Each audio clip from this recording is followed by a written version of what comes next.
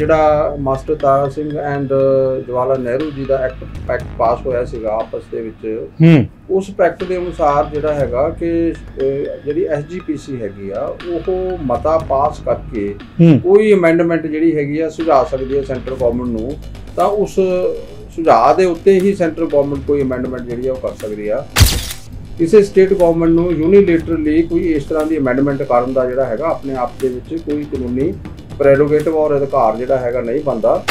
ਸਿੱਖ Gurdwara act 1925 ਵਿੱਚ ਅਗਰ ਸੋਧ ਦਾ ਮੈਟਰ ਹੈਗਾ ਤਾਂ ਫਿਰ ਉਹ ਸਟੇਟ ਗਵਰਨਮੈਂਟ ਜਿਹੜੀ ਆ ਉਸ ਦੇ ਲਈ ਜਿਹੜੀ ਹੈਗੀ ਆ ਉਹ ਵਿਧਾਨਿਕ ਨਹੀਂ ਹੈ। ਜਿਹੜਾ information and broadcasting the subject ਆ ਇਹ 7th ਸ਼ਡਿਊਲ ਦੀ ਲਿਸਟ 1 ਵਿੱਚ ਜੀ, ਤੇ ਇਸ ਦੀ ਮਿਨਿਸਟਰੀ ਵੀ ਜਿਹੜੀ ਹੈਗੀ ਆ ਉਹ ਕੇਂਦਰ ਦੇ ਕੋਲੇ ਆ। ਜੇ ਹੁਣ ਆਪਾਂ ਕੋਈ ਵੀ ਪ੍ਰਸਾਰਣ ਦੇ ਨਾਲ ਸੰਬੰਧਿਤ ਮੁੱਦੇ ਦੇ ਉੱਤੇ ਜਿਹੜੀ ਗੱਲ ਕਰਨੀ ਆ ਜਾਂ ਕੋਈ ਰੈਗੂਲੇਸ਼ਨ ਬਣਾਉਣਾ ਜਾਂ ਕੋਈ ਨਿਯਮ ਬਣਾਉਣੇ ਆ ਜਾਂ ਕੋਈ ਐਕਟ ਪਾਸ ਕਰਨਾ ਜਾਂ ਤਰਮੀਮ ਕਰਨੀ ਆ, ਉਹ ਵੀ ਕੇਂਦਰੀ ਸਰਕਾਰ ਆ ਜਿਹੜੀ ਯੂਨੀਅਨ ਗਵਰਨਮੈਂਟ ਆ ਉਹਦੇ ਦਾਇਰੇ ਦੇ ਵਿੱਚ ਆਉਂਦੀ, ਉਹ ਵੀ ਸਟੇਟ ਗਵਰਨਮੈਂਟ ਦੇ ਦਾਇਰੇ 'ਚ ਨਹੀਂ ਆਉਂਦੀ।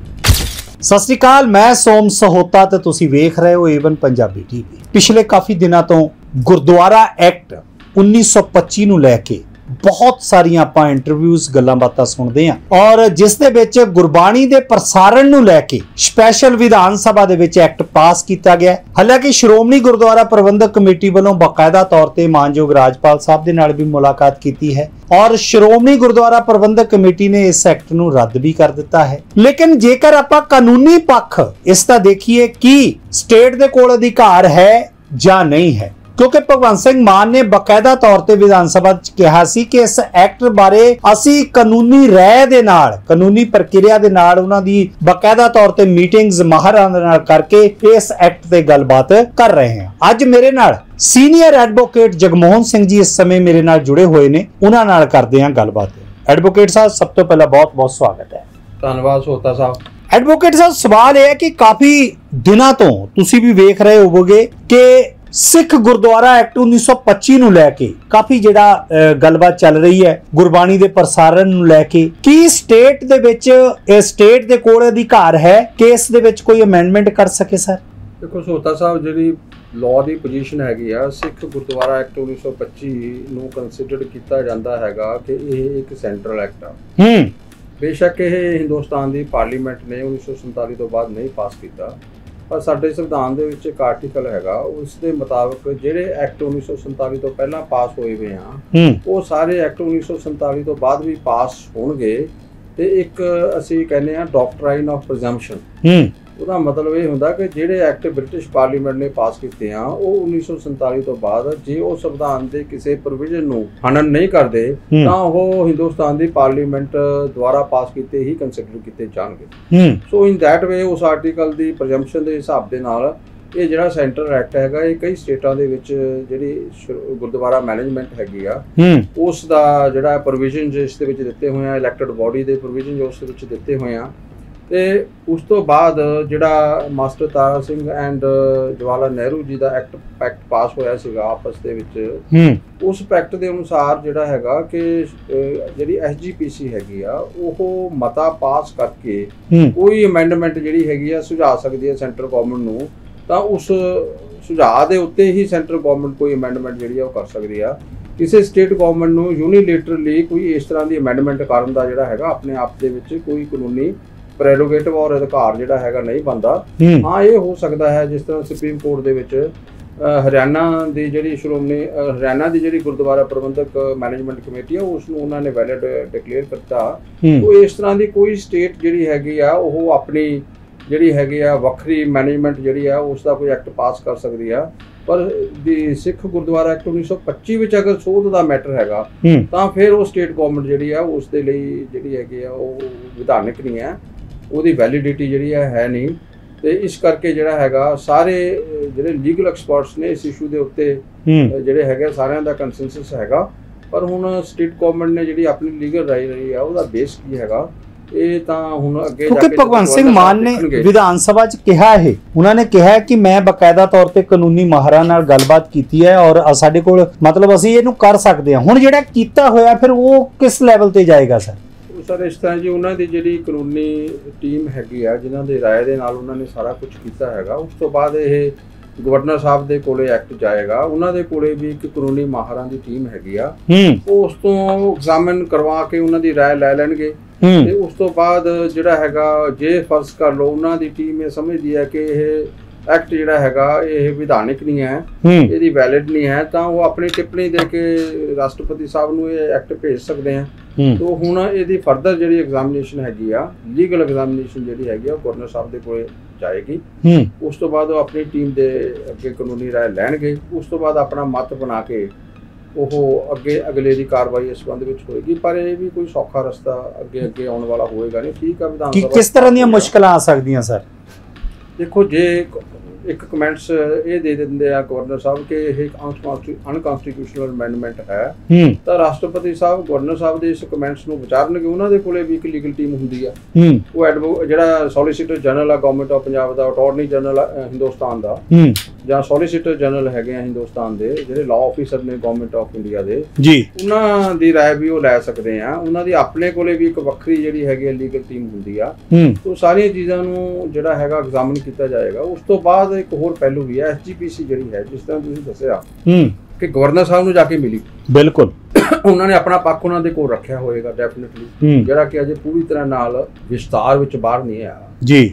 ਪਰ ਐਸਜੀਪੀਸੀ ਜਿਹੜੀ ਹੈਗੀ ਆ, ਇਸ ਨੂੰ ਸੁਪਰੀਮ ਕੋਰਟ ਦੇ ਵਿੱਚ ਵੀ ਚੁਣੌਤੀ ਦੇ ਸਕਦੀ ਹੈ, ਜਾਂ ਕੋਈ ਵੀ ਹੋਰ ਸਿੱਖ ਆਰਗੇਨਾਈਜੇਸ਼ਨ ਜਿਹੜੀ ਇਹ ਸਮਝਦੀ ਹੈਗੀ ਆ ਕਿ ਇਸ ਐਕਟ ਦੇ ਵਿੱਚ ਜਿਹੜੀਆਂ ਹੈਗੀਆਂ ਨੇ ਕੁਝ ਕਮੀਆਂ ਪੇਸ਼ੀਆਂ ਹੈਗੀਆਂ ਨੇ, ਉਹ ਵੀ ਜਾ ਕੇ ਜਿਹੜੀਆਂ ਨੇ ਸੁਪਰੀਮ ਕੋਰਟ ਦੇ ਵਿੱਚ ਇਸ ਨੂੰ ਚੁਣੌਤੀ ਦੇ ਸਕਦੀਆਂ ਨੇ।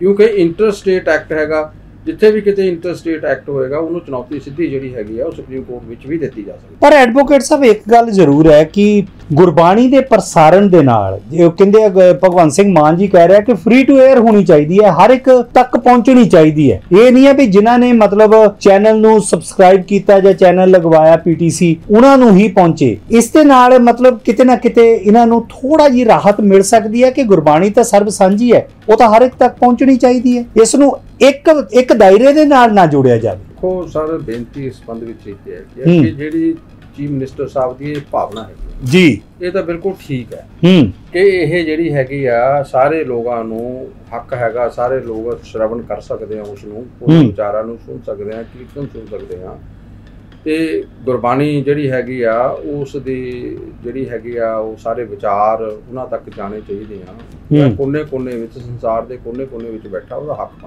ਬਣਦਾ ਹੈ। ਔਰ ਮੈਂ ਇਸ ਵਿੱਚ ਇਹ ਗੱਲ ਕਹਿਣਾ, ਇਸ ਭਾਵਨਾ ਬਾਰੇ ਕੋਈ ਦੋ ਰਾਏ ਨਹੀਂ, ਕੋਈ ਡਿਸਪਿਊਟ ਨਹੀਂ, ਕੋਈ ਕੰਟਰੋਵਰਸੀ ਨਹੀਂ। ਕੁਛ ਨਹੀਂ ਹੈਗਾ ਕਿ ਜਿਹੜੀ ਉਹਨਾਂ ਦੀ ਇਹ ਭਾਵਨਾ ਐਗਜ਼ੀਕਿਊਟ ਕਰ ਰਹੇ ਆ, ਜਿਸ ਤਰੀਕੇ ਦੇ ਨਾਲ ਕਰ ਰਹੇ ਆ, ਜਿਸ ਤਰੀਕੇ ਨਾਲ ਇਸ ਨੂੰ ਜਿਹੜਾ ਹੈਗਾ ਵਿਵਹਾਰਕ ਕਰਨਾ ਚਾਹੁੰਦੇ ਆ, ਉਸ ਤਰੀਕੇ ਦੇ ਵਿੱਚ ਦਿੱਕਤਾਂ ਇਹ ਹੈਗੀਆਂ ਨੇ ਕਿ ਜਿਹੜਾ information and broadcasting the subject ਆ, ਇਹ 7th ਸ਼ਡਿਊਲ ਦੀ ਲਿਸਟ 1 ਵਿੱਚ ਆ ਜੀ, ਤੇ ਇਸ ਦੀ ਮਿਨਿਸਟਰੀ ਵੀ ਜਿਹੜੀ ਹੈਗੀ ਆ ਉਹ ਕੇਂਦਰ ਦੇ ਕੋਲੇ ਆ।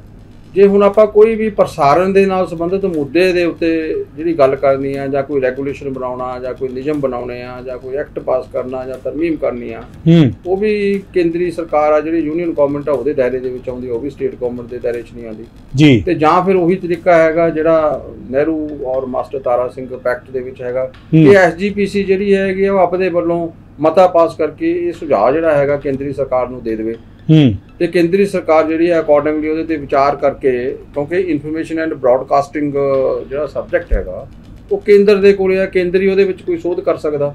ਔਰ ਸਿੱਖ ਗੁਰਦੁਆਰਾ ਐਕਟ 1925 ਜਿਹੜਾ ਹੈਗਾ ਉਹਦਾ ਵੀ ਅਧਿਕਾਰ ਜਿਹੜਾ ਉਹਨਾਂ ਦੇ ਕੋਲ ਹੈਗਾ। ਤੋਂ ਚਾਹੀਦਾ ਤਾਂ ਇਹ ਹੈਗਾ ਵੀ ਕਿਸੇ ਤਰੀਕੇ ਨਾਲ ਕੋਈ ਵਾਇਆ ਮੀਡੀਆ ਲੈ ਕੇ ਪੰਜਾਬ ਸਰਕਾਰ ਵੀ ਸੈਂਟਰ ਗਵਰਨਮੈਂਟ ਨੂੰ ਕਹਿ ਸਕਦੀ ਹੈ ਇਸ ਸੰਬੰਧ ਦੇ ਵਿੱਚ ਐਸਜੀਪੀਸੀ ਨੂੰ। ਪੰਜਾਬ ਸਰਕਾਰ ਦੇ ਕੋਲ ਗਵਰਨਰ ਜਨਰਲ ਹੈ ਸਰ, ਮਤਲਬ ਉਹਨਾਂ ਦੇ ਨਾਲ ਵੀ ਡਿਸਕਸ਼ਨ ਕਰ ਸਕਦੀ ਹੈ ਸਰ।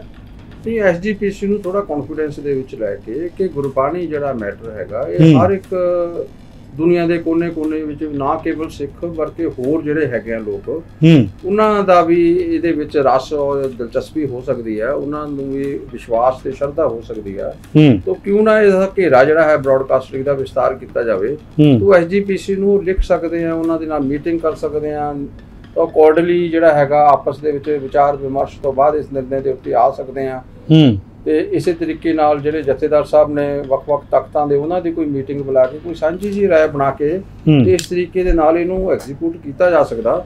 ਪਰ ਹੁਣ ਮੈਨੂੰ ਲੱਗਦਾ ਇਹ ਹੈਗਾ, ਮੇਰੀ ਸਮਝ ਇਹ ਗੱਲ ਕਹਿੰਦੀ ਹੈ ਕਿ ਥੋੜਾ ਜਿਹਾ ਜਿਹੜਾ ਹੈਗਾ ਇਸ ਤਰ੍ਹਾਂ ਦਾ ਜਿਹੜਾ ਹੈ ਆਪਸੀ ਸਦਭਾਵਨਾ ਵਾਲਾ ਮਾਹੌਲ ਜਿਹੜਾ ਹੈ ਉਸ ਦੀ ਥਾਂ ਦੇ ਉੱਤੇ ਥੋੜਾ ਜਿਹੜਾ ਹੈ ਤਿੱਖਣਤਾ ਵਾਲਾ ਜਿਹੜਾ ਮਾਹੌਲ ਜਿਹੜਾ ਬਣ ਗਿਆ ਤੇ ਉਸ ਕਰਕੇ ਇਹ ਚੀਜ਼ਾਂ ਅੱਗੇ ਕਿਸੇ ਨਾ ਕਿਸੇ ਲੈਵਲ ਦੇ ਉੱਤੇ ਜਾ ਕੇ ਜਿਹੜੀਆਂ ਨੇ ਉਹ ਹੋ ਸਕਦਾ ਡਿਲੂਟ ਹੋ ਜਾਣ। ਨਹੀਂ ਮਤਲਬ ਆਉਣ ਵਾਲੇ ਦਿਨਾਂ 'ਚ ਪ੍ਰੋਬਲਮ ਆ ਸਕਦੀ ਹੈ, डिले हो सकती ने, एक्ट अनकॉन्स्टिट्यूशनल डिक्लेयर किया जा सकता। हाँ। और फिर SGPC तो बिल्कुल नलीफाई हो गई, ओदा तो फिर कोई रोल ही नहीं रह गया जिहड़ा नेहरू और मास्टर तारा सिंह पैक्ट दे विच होया। और SGPC ही मैनेजमेंट और कंट्रोल करने वाली है गुरुद्वारा साहब दे उत्ते। तो इस तरीके नाल आपां एक तरीके नाल ना सिख गुरुद्वारा एक्ट नूं काफी पक्षां तो रिपील ही कर दिंदे आ, एक तरीके नाल उहनूं रद्द ही कर दिंदे आ। तो ये फिर इस तरीके नाल ना जिहड़ी पावर दा टकराव आ लैजिस्लेशनस दा जी भी स्टेट दी लैजिस्लेटिव पावर हैगी आ जां यूनियन गवर्नमेंट दी लैजिस्लेटिव पावर आ जां उहदे विच SGPC दी की भूमिका हैगी आ, ये सारियां चीज़ां जिहड़ियां ने ना सबसाइड हो जांदियां ने, डाइल्यूट हो जांदियां ने। इस कारण जिहड़ा हैगा ना हुण भी चाहीदा तां ये हैगा कि एक सद्भावनापूर्वक माहौल दे विच जिहड़े सिੱਖਾਂ नाल संबंधित मसले हैगे आ जां गुरबाणी नाल संबंधित जिहड़ा लोकां दा विश्वास ते श्रद्धा है उस नूं ध्यान दे विच रख के एक जिन्नियां भी ऑर्गेनाइजेशन ने उन्हां दी एक सर्व पार्टी जां सर्व ऑर्गेनाइजेशनल मीटिंग जिहड़ी बुला के इन्हां नूं बड़ा कॉर्डियली और सद्भावनापूर्वक रस्ते दे उत्ते अगे वधिया जावे तां इह ज़्यादा उचित होवे। अच्छा एक क्वेश्चन अज अखबार का भी सुर्खी बनया होया कि पंजाबी यूनिवर्सिटी पटियाला दे रूसा 2 दे जिहड़े बकाए ने 5.1 करोड़ और सरकार एक पासे कह रही है कि साडा खजाना उस लेवल का नहीं है, दूजे पासे 48 लाख रुपए जिहड़े ब्याज है वो वापस ही किया है। इस बारे नॉलेज है सर, पढ़ी है न्यूज़ है तुसीं? मैं देखिया जी, मैं यूनिवर्सिटी दे होर मैटर जिहड़े हैगे आ वख-वख ऑडिट रिपोर्टां मैंने सारियां स्टडी कीतियां ने जी। लेकिन क्वेश्चन जिहड़ा हैगा ना पहला एक ऑडिट रिपोर्ट आई सी AG पंजाब दी, ਉਹਦੇ ਤੇ ਹਾਈ ਪਾਵਰਡ ਕਮੇਟੀ ਵੀ ਬੈਠੀ ਸੀ ਵਿਚਾਰ ਕਰਨ ਦੇ ਲਈ ਤੇ RTI ਦੇ ਵਿੱਚ ਉਸ ਸੰਬੰਧ ਦੇ ਵਿੱਚ ਮੈਂ ਪੁੱਛਿਆ ਵੀ ਸੀਗਾ ਵੀ ਤੁਸੀਂ ਉਸ ਰਿਪੋਰਟ ਦੇ ਉੱਤੇ ਕੀ ਐਕਟ ਕੀਤਾ। ਜਵਾਬ ਬੜਾ ਵੇਗ ਜਿਹਾ ਸੀਗਾ ਕਿ ਅਸੀਂ ਕਰ ਰਹੇ ਹਾਂ ਜੀ। ਓਕੇ, ਉਹਨੂੰ 2.5-3 ਸਾਲ ਹੋ ਗਏ AG ਰਿਪੋਰਟ ਆਈ ਨੂੰ ਤੇ ਉਹ ਅਜੇ ਕਰ ਰਹੇ ਹਾਂ। ਉਹਨਾਂ ਨੇ ਕੁਝ ਵੀ ਨਹੀਂ ਇਹ ਦੱਸਿਆ ਕਿ ਰਿਕਵਰੀਜ਼ ਜਿਹੜੀਆਂ ਬਣਦੀਆਂ ਸੀ ਜਿਨ੍ਹਾਂ ਦੇ ਖਿਲਾਫ ਉਹ ਕਿੰਨੀਆਂ ਕੁ ਰਿਕਵਰੀਆਂ ਹੋਈਆਂ, ਕਿੰਨੀਆਂ ਕੁ ਨਹੀਂ ਰਿਕਵਰੀਆਂ ਹੋਈਆਂ, ਕਿਸ ਪ੍ਰੋਸੈਸ ਦੇ ਵਿੱਚ ਆ। तो सारिया चीज़ां जिहड़ियां ने ना जो गौ गड़प्पियां हुई ने जी। हुण जिहड़ा टाइम्स ऑफ इंडिया ने एक रिपोर्ट किया कि रूसा दी ग्रांट जिहड़ी यूनियन गवर्नमेंट दिंदी है। रूसा दी फुल फॉर्म की है? रूसा जिहड़ी हैगी राष्ट्रीय अपर जिहड़ी हायर एजुकेशन आ ਉਹਦੇ ਨਾਲ ਸੰਬੰਧਿਤ ਆ ਜਿਹਦੇ ਵਿੱਚ ਕਾਲजेस और यूनिवर्सिटीज़ आदियां ने जी। तो पीरियोडिक ग्रांट्स दिंदी आ रिसर्च ਨੂੰ ਪ੍ਰਮੋਟ ਕਰਨ ਲਈ, ਇਨਫਰਾਸਟ੍ਰਕਚਰ ਨੂੰ ਪ੍ਰਮੋਟ ਕਰਨ ਲਈ ਜਾਂ ਹੋਰ ਜਿਹੜੇ ਨਾਲ ਅਟੈਚਡ ਅਫੇਅਰਸ ਨੇ ਉਹਨਾਂ ਨੂੰ प्रमोट करने वास्ते रूसा जिहड़ी हैगी गवर्नमेंट ऑफ इंडिया वो इस तरह दी ग्रांट्स जिहड़ियां ने HRD मिनिस्ट्री के थ्रू मिलदियां जी। पर इस रिपोर्ट दे विच कहा गया कि 5.1 करोड़ की ग्रांट आई सी रूसा 2, ये 2 भाग कर दिते गए। रूसा 1 इंफ्रास्ट्रक्चर ग्रांट आ जी, रूसा 2 जिहड़ा हैगा वो दूसरा इंटरप्रेन्योरशिप और दूसरियां जिहड़ियां एडवांसमेंट ने उन्हां नाल संबंधित ग्रांट आ। तो ये 5.1 करोड़ ग्रांट आई हुई सी। ओके, ये यूटिलाइज नहीं की पंजाबी यूनिवर्सिटी पटियाला ने। नतीजा उसका ये निकलिया उन्होंने ने जिहड़ा लैटर हुंदा ना रूसा दे संबंध विच यूनियन गवर्नमेंट दा ਉਹਦੇ ਵਿੱਚ लिखे ही हुंदा कि जेकर तुसी ग्रांट नहीं यूटिलाइज करोगे ਤਾਂ ਜਿਹੜੀ ग्रांट साडी अनयूटिलाइज वापस भेजोगे विद इंटरेस्ट भेजोगे। तो इस केस ਦੇ ਵਿੱਚ 5.1 ਕਰੋੜ ਦਾ ਜਿਹੜਾ ਇੰਟਰਸਟ ਆ ਉਹ 48 ਲੱਖ जिस तरह रिपोर्ट होया बनता होएगा। तो पंजाबी यूनिवर्सिटी ने उन्होंने भेजना पैना सी जदों पर्टिकुलर टाइम फ्रेम विच यूटिलाइज नहीं हुई। तो मैं ये गल कह रहा भी एक पासे तो यूनिवर्सिटी ये कह रही है कि साडा फाइनैंशियल क्रंच आ जी जी, साडे कोले पैसा है नहीं ते पंजाब सरकार इहदे विच कंट्रीब्यूट करे तां साडी यूनिवर्सिटी माड़ी मोटी खड़ी होएगी ते चलेगी। पर जिहड़ियां ग्रांटां ऑलरेडी आईयां होईयां ने ਉਹਨਾਂ ਤਾਂ ਯੂਟਿਲਾਈਜ਼ ਕਰੋ, ਕਿਉਂ ਯੂਟਿਲਾਈਜ਼ ਨਹੀਂ ਹੋਈਆਂ ਤਾਂ ਜਿਹੜਾ ਅਧਿਕਾਰੀ ਇਹਦੇ ਨਾਲ ਸੰਬੰਧਿਤ ਜ਼ਿੰਮੇਵਾਰ ਆ ਉਸ ਦੇ ਸੰਬੰਧ ਵਿੱਚ ਇਨਕੁਆਇਰੀ ਕਰਨੀ ਚਾਹੀਦੀ ਹੈ। ਵਾਈਸ ਚਾਂਸਲਰ ਸਾਹਿਬ ਨੂੰ ਇਨਕੁਆਇਰੀ ਇਨੀਸ਼ੀਏਟ ਕਰਨੀ ਚਾਹੀਦੀ ਆ। ਅਗਰ ਉਹਦਾ ਨੈਗਲੀਜੈਂਸ ਪਾਇਆ ਗਿਆ ਤਾਂ ਉਸ ਨੈਗਲੀਜੈਂਸ ਦੇ ਸੰਬੰਧ ਦੇ ਵਿੱਚ ਅਗਲੀ ਡਿਸਪਲਿਨਰੀ ਐਕਸ਼ਨ ਲੈਣਾ ਚਾਹੀਦਾ।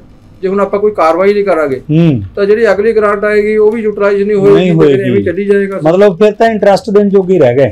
ਬਿਲਕੁਲ, ਉਹਦੀ ਵਨ ਹੈਂਡ ਇਹ ਹੈਗਾ ਕਿ ਜਿਹੜਾ ਬਹੁਤ ਸਾਰੀਆਂ ਪੇਮੈਂਟਸ ਯੂਨੀਵਰਸਿਟੀ ਦੀਆਂ ਪੈਂਡਿੰਗ ਪਈਆਂ ਨੇ ਕਿ ਯੂਨੀਵਰਸਿਟੀ ਕੋਲੇ ਪੈਸਾ ਨਹੀਂ ਹੈ ਜੀ। ਐਗਜ਼ਾਮੀਨੇਸ਼ਨ ਨਾਲ ਸੰਬੰਧਿਤ ਕੋਈ ਪੇਮੈਂਟ ਨਹੀਂ ਕੀਤੀ ਪਿਛਲੇ 4-5 ਸਾਲ ਤੋਂ ਇਹਨਾਂ ਨੇ। ਉਸ ਤੋਂ ਬਾਅਦ ਪੇਪਰ ਸੈਟਿੰਗ ਨਾਲ ਸੰਬੰਧਿਤ ਕੋਈ ਪੇਮੈਂਟ ਨਹੀਂ ਕੀਤੀ। ਉਸ ਤੋਂ ਬਾਅਦ ਐਗਜ਼ਾਮੀਨੇਸ਼ਨ ਜਿਹੜੇ ਕੰਡਕਟ ਹੁੰਦੇ ਉਹਨਾਂ ਨਾਲ ਸੰਬੰਧਿਤ ਕੋਈ ਪੇਮੈਂਟ ਨਹੀਂ ਕੀਤੀ, ਜਦੋਂ ਕਿ ਹਰ ਜਿਹੜਾ ਬੱਚੇ ਤੋਂ 1800 2000 ਰੁਪਇਆ ਐਗਜ਼ਾਮੀਨੇਸ਼ਨ ਫੀਸ ਐਗਜ਼ਾਮੀਨੇਸ਼ਨ ਸੈਂਟਰ ਦੇ ਵਿੱਚ ਬੈਠਣ ਤੋਂ ਪਹਿਲਾਂ ਉਹ ਤੋਂ ਲਈ ਜਾਂਦੀ ਹੈ। ਔਰ 50 ਕਰੋੜ ਦੇ ਕਰੀਬ ਹਰ ਸੈਸ਼ਨ ਦੇ ਵਿੱਚ ਪੈਸਾ ਇਕੱਠਾ ਹੁੰਦਾ, ਲੇਕਿਨ ਕਿਸੇ ਟੀਚਰ ਨੂੰ ਕੋਈ ਵੀ ਅਜੇ ਤੱਕ ਪੇਮੈਂਟ ਸਟੇਡੀਅਮ ਨਹੀਂ ਹੋਈ। तो मैं कह रहा भी एक पासे यूनिवर्सिटी डेफिसिट दिखा रही है, दूसरे पासे आप ग्रांट्स ਜਿਹੜੀਆਂ ਉਹ यूटिलाइज ਕਰਨ ਦੀ ਕਾਬਲੀਅਤ ਵੀ ਨਹੀਂ ਰੱਖਦੇ। ਇਸ ਕੰਟਰਾਡਿਕਸ਼ਨ ਨੂੰ ਜਿਹੜਾ ਐਡਰੈਸ ਕਰਨਾ ਚਾਹੀਦਾ ਤੇ ਆਉਣ ਵਾਲੇ ਸਮੇਂ ਦੇ ਵਿੱਚ ਯਤਨ ਕਰਨੇ ਚਾਹੀਦੇ ਆ ਕਿ ਇਸ ਤਰ੍ਹਾਂ ਦੀ ਜਿਹੜੀ ਹਿਊਜ ਨੈਗਲੀਜੈਂਸ ਆ ਉਹ ਯੂਨੀਵਰਸਿਟੀ ਪੱਧਰ ਦੇ ਉੱਤੇ ਨਾ ਹੋਵੇ। ਤੋਤਾ ਸਾਹਿਬ ਬਿਲਕੁਲ ਸਰ, ਤੁਸੀਂ ਬਹੁਤ ਕੰਮ ਦੀਆਂ ਗੱਲਾਂ ਕੀਤੀਆਂ ਨੇ, ਖਾਸ ਕਰਕੇ ਪਿਛਲੇ ਦਿਨਾਂ ਤੋਂ ਜਿਹੜਾ ਗੁਰਬਾਣੀ ਪ੍ਰਸਾਰਣ ਨੂੰ ਲੈ ਕੇ ਮਾਸਟਰ ਤਾਰਾ ਸਿੰਘ ਜੀ ਔਰ ਪੰਡਿਤ ਜਵਾਹਰ ਲਾਲ ਨਹਿਰੂ ਦੇ ਵਿੱਚ ਜੋ ਵੀ ਸਮਝੌਤਾ ਹੋਇਆ ਉਸ ਦੇ ਵਿੱਚ ਸਰਕਾਰ ਵੱਲੋਂ ਵੀ ਇੱਕ ਕਦਮ ਚੱਕਿਆ ਗਿਆ। ਉਸ ਕਦਮ ਨੂੰ ਲੈ ਕੇ ਅੱਜ ਗੱਲਬਾਤ ਕੀਤੀ ਹੈ ਔਰ ਉਹ ਆਉਣ ਵਾਲੇ ਦਿਨਾਂ ਵਿੱਚ ਕਿਸ ਤਰ੍ਹਾਂ ਸਕਸੈਸ ਹੁੰਦਾ ਕਦਮ, ਇਸ ਤੇ ਰਹੇਗੀ ਏਵਨ ਪੰਜਾਬੀ ਚੈਨਲ ਦੀ ਨਜ਼ਰ। ਸੋ advocate Sahib thank you very much, ਤੁਸੀਂ ਟਾਈਮ ਕੱਢਿਆ। ਸੋ ਦੋਸਤੋ ਤੁਹਾਨੂੰ ਇਹ ਪ੍ਰੋਗਰਾਮ ਕਿਸ ਤਰ੍ਹਾਂ ਲੱਗਾ ਫੀਡਬੈਕ ਜ਼ਰੂਰ ਦੇਣੀ ਹੈ। ਪ੍ਰੋਗਰਾਮ ਦੇ ਅੰਤ ਵਿੱਚ ਤੁਸੀਂ ਜੁੜੇ ਰਹੋ ਏਵਨ ਪੰਜਾਬੀ ਟੀਵੀ ਦੇ ਨਾਲ। ਸਾਨੂੰ ਦਿਓ ਇਜਾਜ਼ਤ, ਨਮਸਕਾਰ ਜੀ।